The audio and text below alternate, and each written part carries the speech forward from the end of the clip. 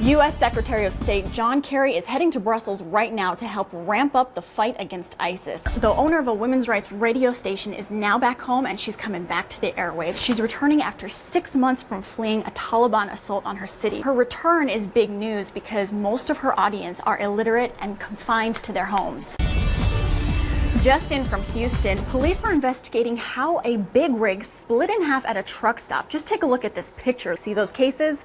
Believe it or not, they think bottled water caused the trailer's collapse. You can find lots of deals today, whether you're a Leap Day baby or not. Pizza Hut will give you a free one-topping personal pizza with your carryout. And if you're not a Leap baby like me, Krispy Kreme is offering deals on a dozen donuts. And get this, Arby's is offering its first meatless menu.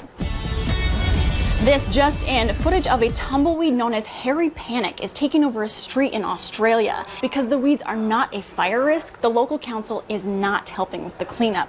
So residents are trying to clean it up themselves. More breaking video of the US and South Korea meeting this morning. Just inside these doors, you can pay your active warrant and avoid getting arrested. Just 2 years ago, the students went to an international competition in Michigan. They were outperformed because they didn't have a tank here to practice on.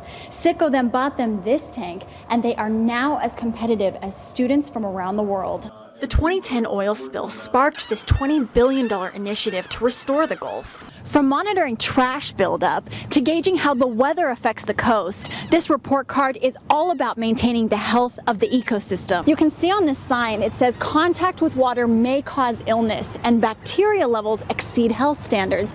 They've got the website down here to check bacteria levels, but a lot of beachgoers tell me they don't notice this sign. Residents on this block are a part of just a few spots throughout Corpus Christi without power since Friday's storm. The school was going to be built on this lot behind me, which you can see is next to a very busy street. That moment of anticipation is one of those, it's just once in a lifetime kind of moment. So it's kind of exciting, not only for me, but for my whole family and friends who were there that evening.